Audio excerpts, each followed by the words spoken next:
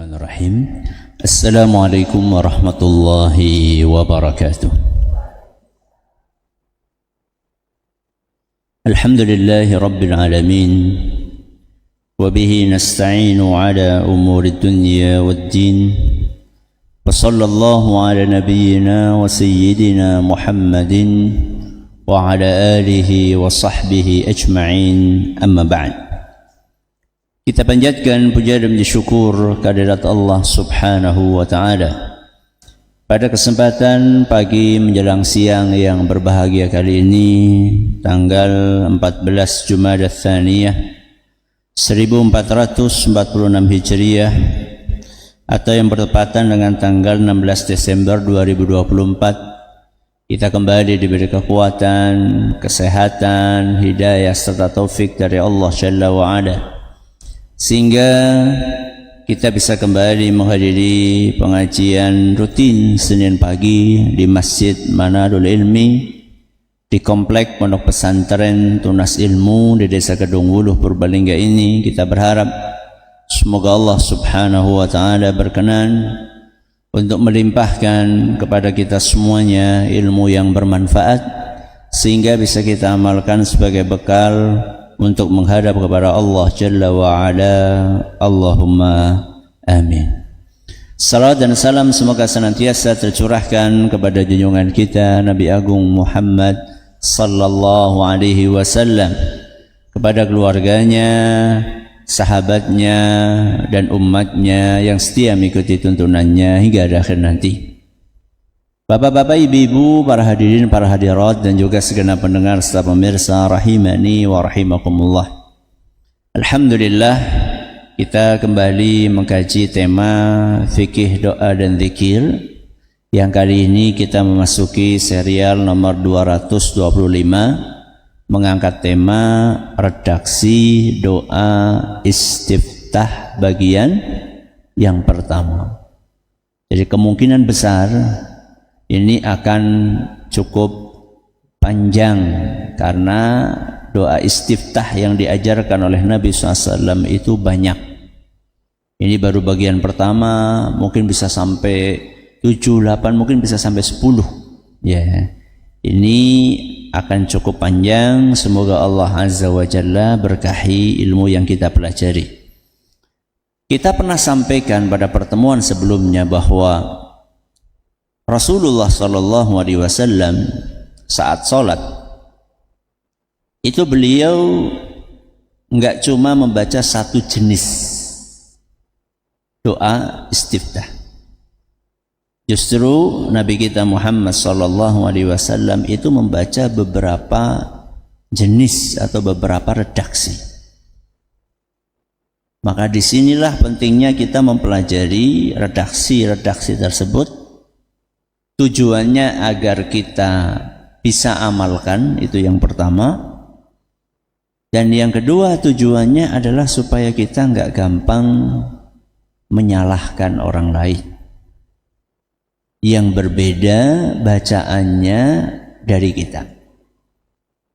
Tentunya dengan catatan selama semuanya ada landasannya. Tapi kalau nggak ada landasannya ya salah. Tapi kalau misalnya ada landasannya berupa hadis yang sahih atau minimal hasan, maka di sini kita harus bersikap dewasa, tidak gampang menyalahkan. Nah, salah satu caranya agar kita tidak berpikiran sempit adalah belajar. Adalah apa, Bu? Belajar.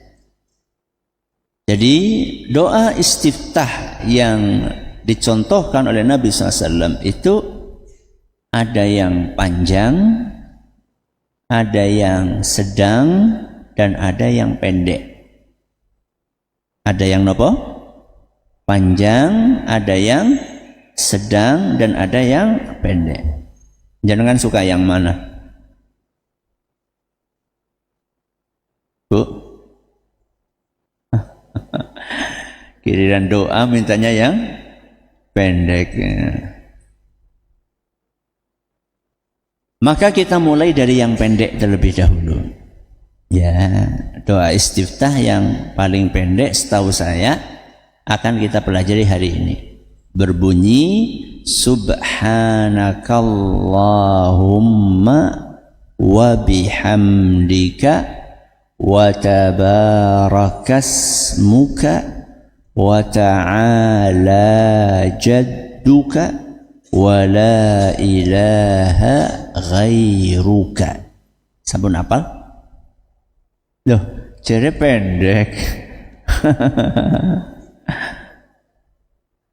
Biasanya untuk gue Ustaz, enggak apa-apa. Makanya belajar ya. Entahlah setelah jenengan tahu doa yang pendek ini, apa jenengan akan tinggalkan yang panjang? Saya enggak tahu. Mudah-mudahan tidak ditinggalkan ya. Tapi diragamkan ya. Kadang baca yang itu, kadang baca yang ini. Bunyinya subhanakallahumma wa bihamdika wa tabarakasmuka wa ta'ala jadduka wa la ilaha ghairuka. Ya, saya dulu ya, nanti jenengan menirukan. Subhanakallahumma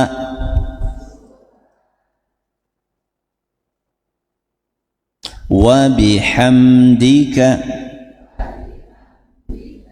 wa tabarakasmuka wa ta'ala jadduka wa la ilaha ghairuka. Sekali lagi, subhanakallahumma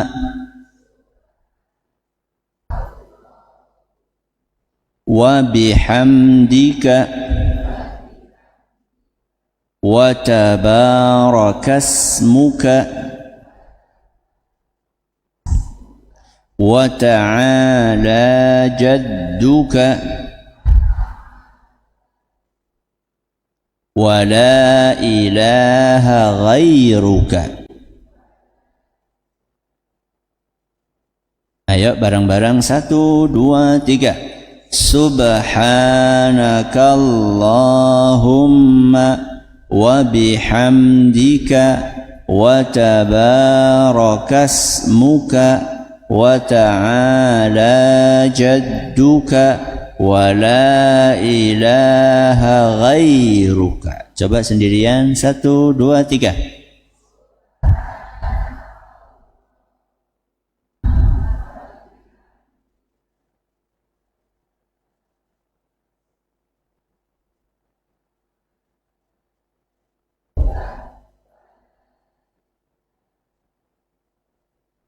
Baik, apa landasan dalil yang menunjukkan bahwa doa ini pernah dibaca oleh Nabi kita Muhammad sallallahu alaihi wasallam ketika beliau sholat? Dalilnya adalah hadis yang dituturkan oleh Aisyah Ummul Mukminin, ibunda kita radhiyallahu anha. Kata beliau, kana Rasulullah sallallahu alaihi wasallam idza istaftaha as-salata qala. Kata Aisyah, Rasulullah sallallahu alaihi wasallam apabila beliau salat, maka beliau membuka salatnya dengan membaca doa berikut. Sebelum kita lanjutkan, bagi yang paham bahasa Arab, ada yang menarik di sini. Kata Aisyah, idastaftaha. Idastaftaha. Itulah kenapa judulnya doa istiftah, karena diambil dari kata istaftaha. Kalau yang menjulukinya iftitah, ada landasannya Ustaz? Ada. Di dalam hadis yang lain, riwayat yang lain bunyinya idzaf tataha. Jadi kadang-kadang sahabat mengatakan iftataha dan kadang-kadang sahabat mengatakan istaftaha. Sehingga boleh saja kita namai doa ini dengan doa istiftah, boleh juga kita namai doa apa? Iftitah. Intinya sama, intinya doa pembuka. Nggih. Jadi berkira satu karan. Jadi ustadznya istiftah ora, jadi ustadzku iftitah. Belut. Ora sida salat malah. Jadi istiftah benar, iftitah juga apa? Benar. Jadi kata Aisyah radhiyallahu anha, Rasulullah sallallahu alaihi wasallam apabila beliau membuka salatnya, maka beliau membaca subhanakallahumma wa bihamdika wa tabarakasmuka wa ta'ala jadduka wa la ilaha ghairuka. Hadis ini diriwayatkan oleh Imam Abu Dawud dan isnad hadis ini dinilai sahih oleh Imam Al-Hakim dan kata Imam Al-Zahabi dan Syekh Al-Albani hadis ini sahih. Perlu saya kasih catatan sedikit. Ada sebagian ulama menilai hadis ini dhaif. Ada sebagian ulama menilai hadis ini dhaif. Di antara yang menilai hadis ini dhaif adalah seingat saya Imam Abu Dawud, kemudian juga Imam Nawawi, seingat saya seperti itu. Dan juga ada beberapa ulama yang lain. Akan tetapi banyaknya riwayat-riwayat hadis ini, jalurnya itu menunjukkan bahwa insya Allah hadis ini tidak dhaif, tapi hadisnya apa? Sahih atau minimal hasan. Okay? Jadi masih bisa diamalkan, masih bisa diamalkan. Baik, kita masuk ke renungan kandungan. Ya. Nabi SAW mengajarkan kita untuk mengawali doa ini dengan membaca subhanakallahumma wa bihamdika. Subhanakallahumma ini namanya tasbih. Apa Bu? Tasbih. Wa bihamdika ini namanya tahmid. Tasbih sama apa? Tahmid. Tasbih itu ya subhanallah, tahmid itu ya alhamdulillah. Jadi Nabi SAW mengajarkan kepada kita untuk membuka bacaan salat kita, iftitah atau istiftah kita dengan kalimat tasbih dan kalimat tahmid. Dan kita pernah mengupas makna tasbih apa, makna tahmid apa pada serial fikih doa zikir yang sudah lama dulu. Ya. Mungkin sekitar 70-an atau 60-an nomornya. Ya. Jadi sudah lama. Tapi kita akan singgung sedikit saja. Tahmid artinya adalah kita memuji siapa? Allah. Tasbih artinya kita mensucikan Allah. Apa Ustaz maknanya mensucikan Allah? Emangnya Allah enggak suci, terus perlu disucikan? Beda. Antara kita wudu untuk mensucikan diri, ya, mandi untuk apa? Mensucikan diri, bertaubat untuk mensucikan diri. Beda antara kalimat ini dengan kita mengatakan Maha Suci Allah. Itu beda. Jadi kalau kalimat kita wudu untuk mensucikan diri itu artinya memang kita kotor, sehingga perlu disucikan. Ya.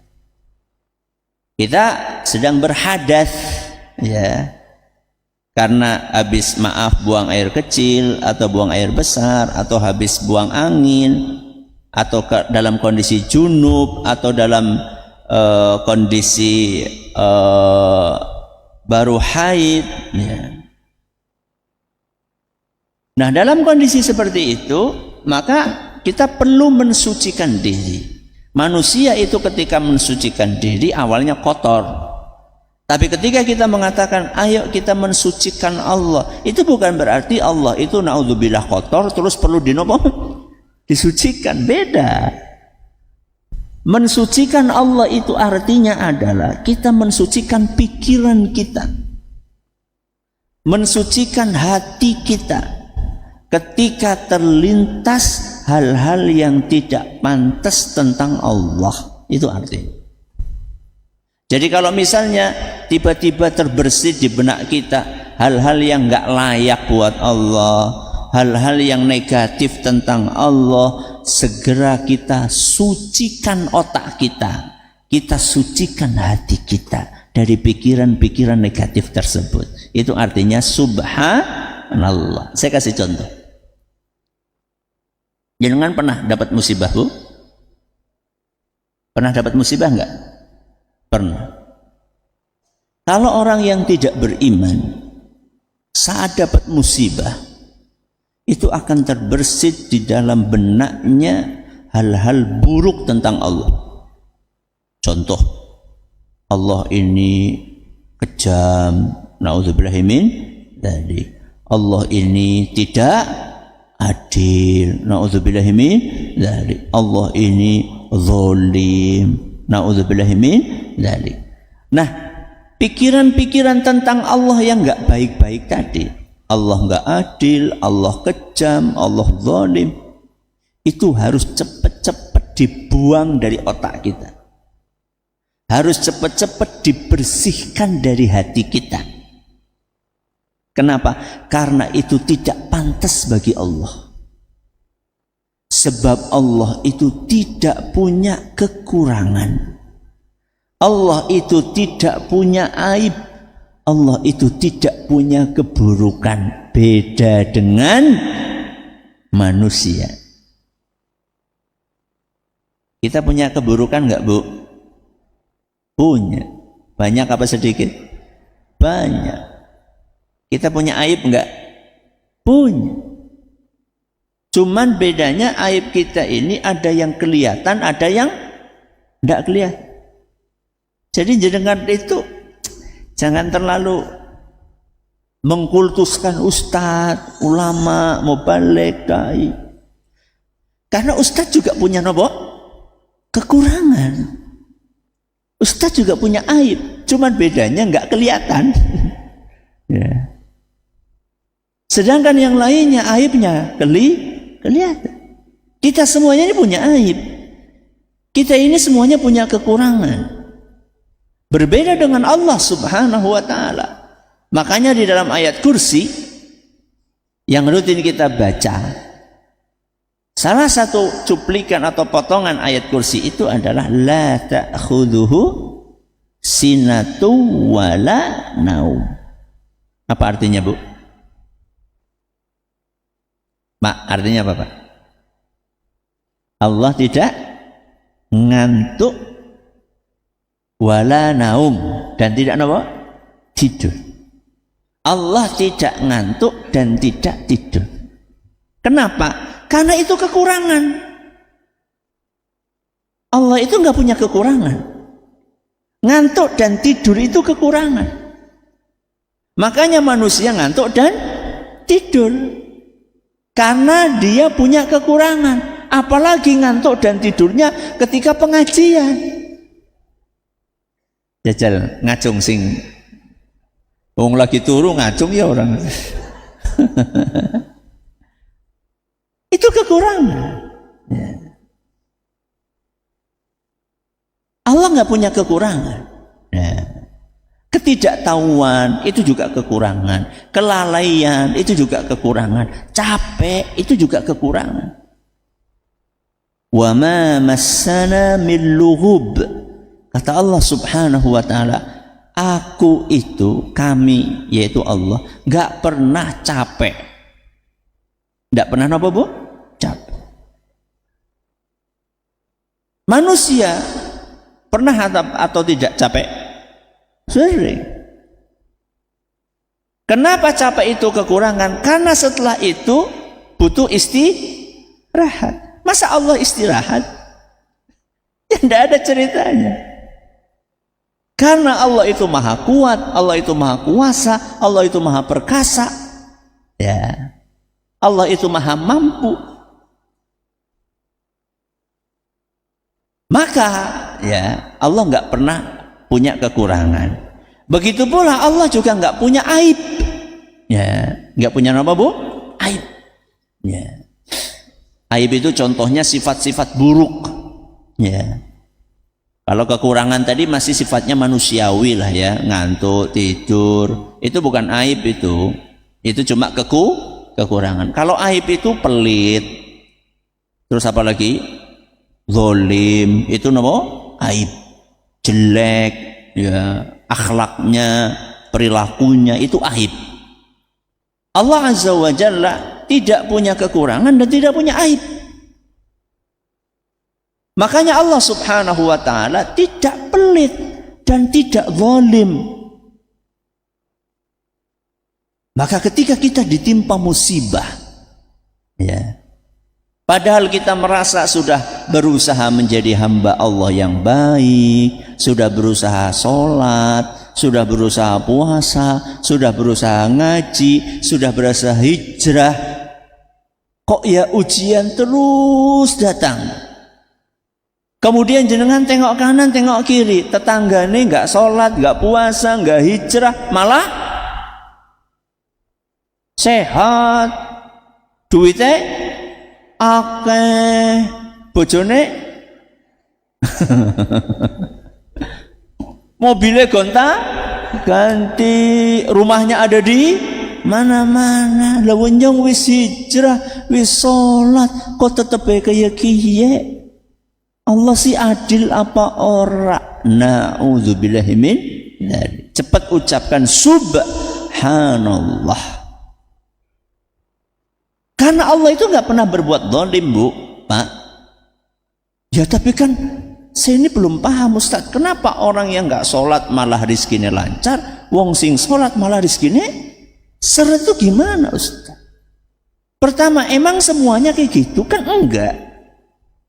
Anda katakan orang yang rajin sholat rizkinya seret, orang yang nggak sholat rizkinya lancar. Emang semuanya kayak gitu? Ayo kita balik. Anda katakan orang yang rajin sholat rizkinya seret, orang yang nggak rajin sholat rizkinya lancar. Ayo kita balik. Baliknya gimana coba? Ada nggak orang yang sholatnya rajin rizkinya lancar? Banyak. Bukan ada, Bu, banyak. Ayo kita balik lagi. Orang yang nggak sholat rizkinya seret, ada? Banyak. Berarti nggak adil kalau kita katakan orang yang rajin sholat kenapa rizkinya seret? Loh, yang lancar banyak kok. Terus Anda katakan orang yang nggak sholat rizkinya lancar. Loh, yang nggak sholat dari rizkinya seret banyak kok. Gue kan sengsara dunia. Akhirnya lagi sholat dari rizkinya seret mana? Itu hal pertama yang harus kita pahami. Hal yang kedua, ketika kita sudah rajin sholat, kok ternyata rezeki kita masih seret, itu bisa jadilah bentuk kasih sayang Allah kepada kita. Cukup priwe, Ustaz. Kok bisa-bisanya rezeki seret malah nopo? Kasih sayang Allah. Bisa jadi Allah itu ingin menyelamatkan jenengan. Allah ingin menyelamatkan keimanan panjenengan. Karena bisa jadi Allah itu tahu kalau jenengan itu rizkinya banyak dan melimpah, malah lupa daratan. Ada, Bu, orang yang ketika miskin rajin ke masjid, ketika kaya ora tahu ngambah masjid. Ada. Banyak. Mungkin jenengan tipe itu. Mungkin loh, Bu. Makanya sama Allah wis lah ben tetap memejit apa? Kere baik. Mungkin. Saya kan cuma katakan mungkin, Bu. Kita nggak tahu hikmahnya Allah. Nah, maka buktikan. Begitu rizkinya lancar dikit, sholatnya tambah mempeng. Buktikan bahwa alhamdulillah walaupun kita berubah status dari orang miskin menjadi orang kaya, kita tidak lupa daratan, kita tetap beribadah dengan baik kepada Allah. Ya. Jadi bisa jadi Allah sayang kepada kita karena Allah ingin melindungi kita dari turunnya level keimanan. Dan bisa jadi Allah sayang kepada kita karena Allah ingin memberikan balasan kepada kita nanti full di akhirat. Jadi sama Allah balasan-balasan atas sholat kita, keimanan kita, hijrah kita ditabung untuk kita nikmati kapan, Bu? Di akhirat. Kira-kira kalau balasannya di akhirat sama di dunia itu lebih besar mana, Bu? Ya mesti di akhirat lah. Di dunia itu gak ada apa-apanya. Balasan dunia dibandingkan balasan akhirat, itu gak ada apa-apanya balasan dunia. Balasan akhirat itu luar biasa. Saya pernah sering saya sampaikan hadis Nabi SAW, inna lillahi mi'ata rahmah. Sesungguhnya Allah itu punya 100 rahmat. Anzala minha wahidatan fid dunya. Yang diturunkan dari 100 itu di dunia cuma 1. Jadi Allah punya berapa, Bu? 100 rahmat kasih sayang. Yang Allah kasih untuk dunia itu cuma berapa? 1. Yang 1 ini dibagi-bagi kepada semua makhluk mulai dari ada dunia sampai dunia berakhir. Yang 1 itu cukup untuk menghidupi semua makhluk yang ada di alam semesta ini mulai dari dunia dibikin sampai dunia berakhir. Berarti kita kebagian berapa, Bu? 0,00000 dari 1%. Oke, berarti masih sisa berapa, Bu? 99 rahmat Allah itu akan Allah berikan kepada ahli surga di akhirat. Jadi kan bisa bayangkan balasan nanti yang akan Allah berikan buat ahli surga itu seberapa besar dan istimewa. Makanya orang yang beriman itu selalu husnudzon. Apa, Bu, husnudzon? Berprasangka baik, positive thinking kepada Allah. Oke. Jadi bacaan yang pertama subhanakallahumma wa bihamdika. Sekarang kita pindah bacaan berikutnya. Wa tabarakasmuka. Apa artinya wa tabarakasmuka? Limpahan keberkahan ada di dalam namamu. Namanya siapa? Namanya Allah. Jadi nama-nama Allah itu, Bu, Bapak, itu mengandung keberkahan.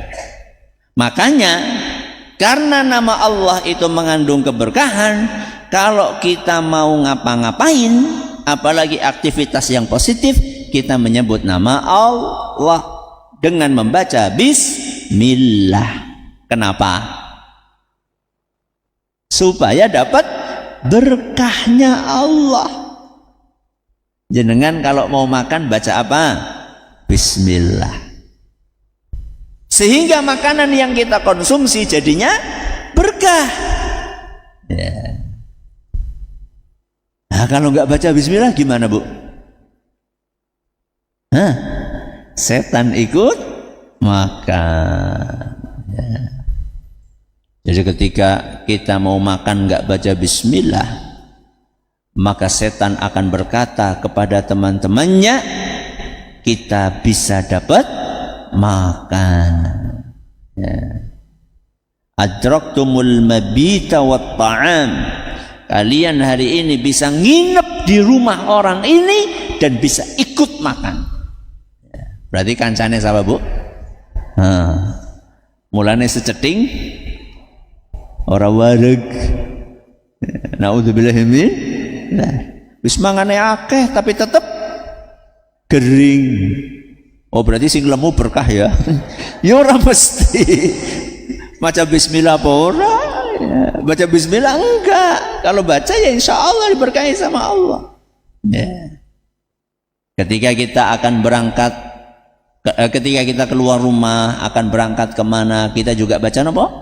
Bismillahi tawakkaltu 'alallahi la haula wala quwata illa billah. Mau berangkat ke pasar atau ke pengajian? Nah, kemana-mana. Mau berangkat ke pasar baca bismillah, mau berangkat pengajian baca bismillah, mau silaturahmi baca bismillah. Arab nonton ebek, masa nonton ebek ngaji nonton ebek, orang member temen. Baca bismillah ketika kita akan ngaji, ketika kita akan belanja, ketika akan silaturahmi. Supaya apa? Supaya kita keluar rumah tadi diberkahi sama Allah. Ya. Wa tabarakas muka. Terus wa ta'ala jadduka. Apa artinya wa ta'ala jadduka? Artinya adalah maha tinggi keagunganmu. Keagungannya siapa? Keagungannya Allah. Jadi Allah itu keagungannya paling tinggi, kekuasaannya paling tinggi. Tidak ada yang punya kekuasaan melebihi tingginya kekuasaan siapa? Allah. Maka kalau kita sudah mengetahui bahwa kekuasaan Allah itu yang paling tinggi, saat kita mendapatkan kekuasaan, saat kita mendapatkan kedudukan, saat kita mendapatkan jabatan, jangan sombong.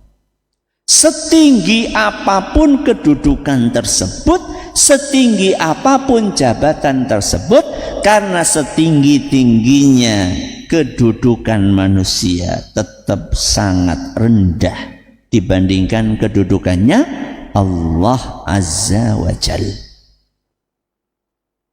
Justru seharusnya kalau kita mendapatkan amanah berupa jabatan, berupa kedudukan, berupa posisi yang terhormat, seharusnya justru itu digunakan untuk beribadah kepada Allah. Contoh, jenengan jadi pejabat, berarti tanda tangannya mandi apa ora? Mandi. Tanda tangannya digunakan untuk memudahkan urusan rakyat. Ya, jangan sampai arep tanda tangan sing kudune gratis ndadakan bayar. Kecuali kalau memang ada aturannya. Kalau nggak ada aturannya, jangan bikin aturan sendiri. Itu namanya pungutan liar yang sudah terkoordinir dengan baik. Tetap namanya apa? Pungli liar itu. Gawe apa-apa kudune orang bayar, malah bayar. Sudah kayak gitu lama banget. Harusnya jadi dalam satu hari, nunggune seminggu. Ketika wah ini gak bisa mas, seminggu ini mepet waktunya, saya butuhnya dalam satu hari. Oh bisa pak, bisa. Caranya gimana? Wani pirlas pungli maning. Jangan. Jadi ketika kita mendapatkan kedudukan, ketika kita mendapatkan jabatan, maka jangan itu kita jadikan sebagai sarana untuk berbuat maksiat kepada Allah, tapi jadikan itu sebagai sarana untuk beribadah kepada Allah, memudahkan urusan sesama. Ya, karena barang siapa yang memudahkan urusan orang lain, maka urusan dia akan dimudahkan sama Allah. Berarti kebalikannya apa? Barang siapa yang menyusahkan urusan orang lain, maka urusannya akan disusahkan oleh Allah. Na'udzubillah min dzalik. Yang terakhir, doa ini bunyinya wala ilaha ghairuka. Apa artinya? Tidak ada yang berhak disembah kecuali hanya Engkau. Sinten? Allah. Jadi di dalam doa ini kita tutup dengan ikrar, dengan pengakuan tentang sebuah prinsip yang namanya prinsip tauhid. Prinsip apa? Tauhid.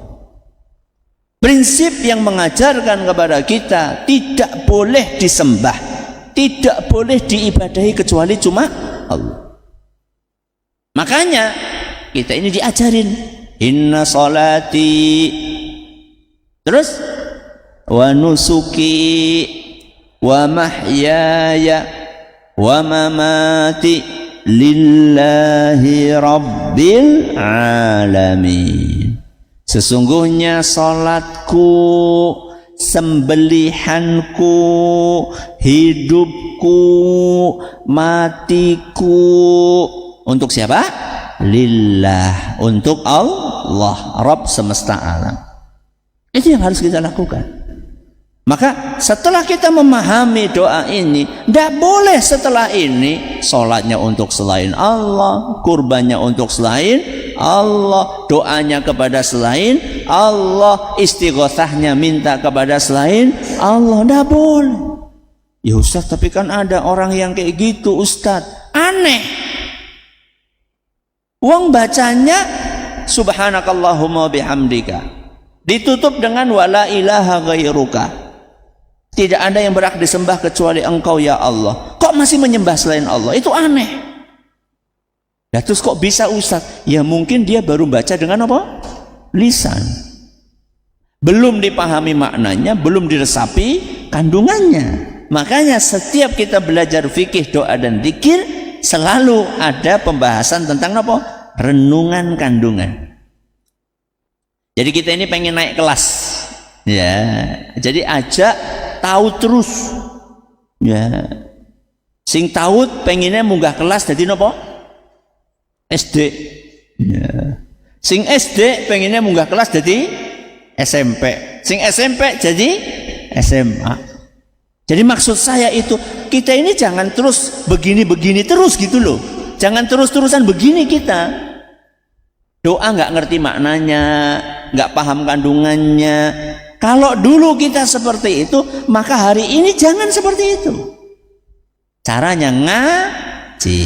Ayo kita baca bareng-bareng. 1, 2, 3. Subhanakallahumma wa bihamdika wa tabarakasmuka wa ta'ala jadduka wa la ilaha ghairuka. Ini pengajian kita hari ini. Masih ada sisa waktu. Silahkan kalau ada pertanyaan bisa disampaikan. Baik, jazakumullah khairan Ustaz atas materi yang disampaikan. Kami bacakan pertanyaan pertama. Ustadz, apakah boleh hanya membaca doa istiftah ini saja pada setiap sholat? Jazakumullah khairan. Apakah boleh seumur hidup kita ini sholatnya iftitahnya cuma ini tok? Boleh. Boleh. Salah? Tidak salah. Tapi kurang afdol. Kenapa? Kurang afdol. Kenapa Ustadz kok kurang afdol? Karena Rasulullah SAW nggak cuma baca itu tok. Nggak cuma baca itu tok. Rasulullah SAW baca A, baca B, baca C. Ini yang akan kita pelajari insya Allah. Tapi kalau misalnya jenengan nggak hafal kecuali ini, ya enggak apa-apa. Insya Allah sholatnya sah. Selama sholatnya itu ikhlas karena Allah dan sesuai dengan tuntunan Nabi kita Muhammad Sallallahu Alaihi Wasallam. Jadi jawabannya boleh, tapi kurang afdal. Ya. Baik, pertanyaan berikutnya. Ustadz, saya selalu membaca doa iftitah berikut. Allahumma Allahu akbar kabiro walhamdulillahi katsiro dan seterusnya. Apakah doa ini boleh dan sahih Ustadz?